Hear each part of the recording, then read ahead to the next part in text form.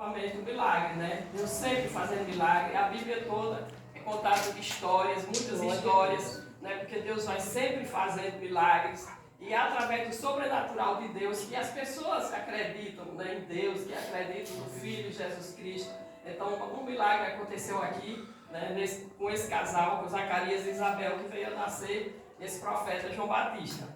Aí depois a gente vai aqui para o versículo 13 e fala assim: disse-lhe, porém, o anjo a Zacarias: não temas, porque a tua oração foi ouvida.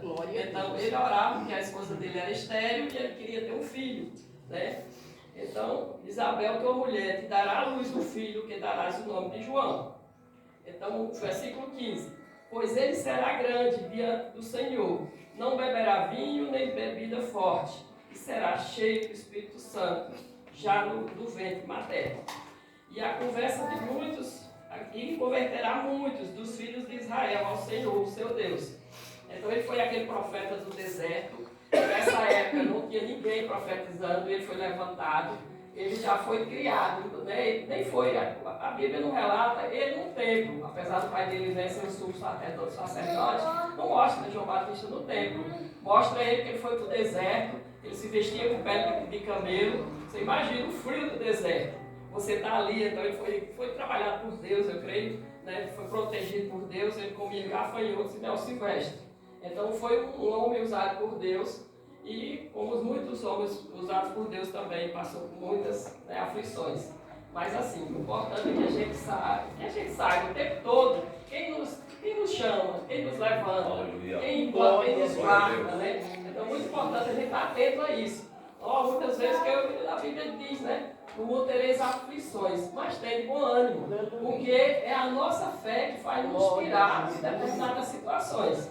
Então, por isso, assim, que, né, no caso aqui, João Batista, ele foi levantado, porque ele veio falar de Jesus, e aí veio o nascimento dele. Então, aqui no capítulo 1, versículo 36, fala assim: Isabel, sua parenta, igualmente concebeu um filho na sua velhice. Porque aqui ela estava falando já de Maria, do nascimento de Jesus, né, no 26. Aí no 36 fala assim: concebeu um filho na sua velhice, sendo já o 6º mês, que é para aquela que se diziam estéril. Porque para Deus não há impossíveis em todas as suas promessas. Isso é uma grande, assim, né, muito falada essa frase, e a gente precisa saber disso, porque muitas vezes a gente recebe uma promessa e a gente fica pensando: mas aconteceu isso, meu caminho mudou, eu vejo minha rota já mudou tanto, e tem hora que eu fico assim: mas para onde eu vou mesmo? Mas Deus sempre tem algo. Por quê? Porque a promessa dele ela pode até tardar um pouco. O tempo de Deus é diferente do nosso, mas nunca falha, né? Então disse Maria: aqui está a serva do Senhor, que se cumpre em mim conforme a tua palavra. E o anjo, né, se ausentou dela.